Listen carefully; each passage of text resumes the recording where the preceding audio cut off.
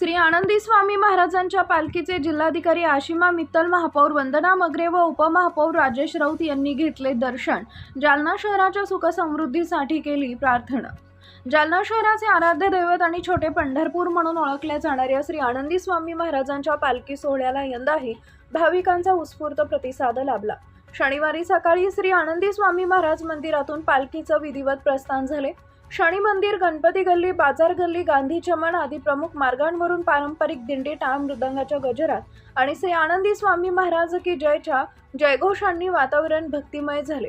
रात्री उशिरापर्यंत पालखी पुन्हा श्री आनंद स्वामी महाराज मंदिरात दाखल होणार आहे। यावेळी जिल्हाधिकारी आशिमा मित्तल, महापौर वंदना मगरे आणि उपमहापौर राजेश राऊत यांनी पालखीचं दर्शन घेत श्री आनंदी स्वामी महाराजांच्या मंदिरात जाऊन मनोभावे पूजा अर्चा केली। त्यांनी जालना जिल्हा व शहराच्या प्रगतीसाठी तसेच नागरिकांच्या सुख समृद्धीसाठी प्रार्थना केली आहे।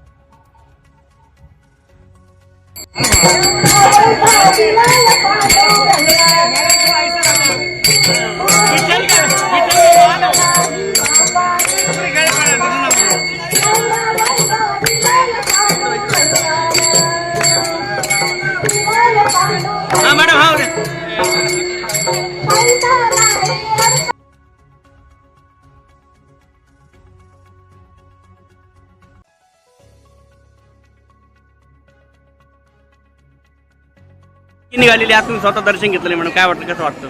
चांगला वाटत आहे। उत्साहाचा माहोल दिसत आहे।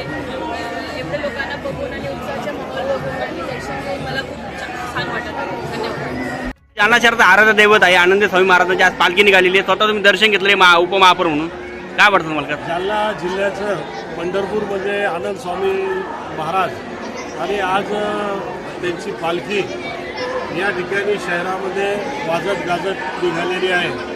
आम्ही सर्व जालना शहरवासी आणि जिल्हावासियांना सुख समृद्धी, समाधान आणि शेतकऱ्यांना जे पावसाची या ठिकाणी गरज असल्याकारणाने भरपूर पाऊस पडून देईल हीच आम्ही आनंद स्वामी महाराज यांच्या चरणी प्रार्थना करतो। दैवत असलेलं श्री आनंद स्वामी महाराजांची पालखी आज रवाना झालेली आहे, तुम्ही स्वतः दर्शन घेतले महापौर म्हणून, काय वाटतं तुम्हाला?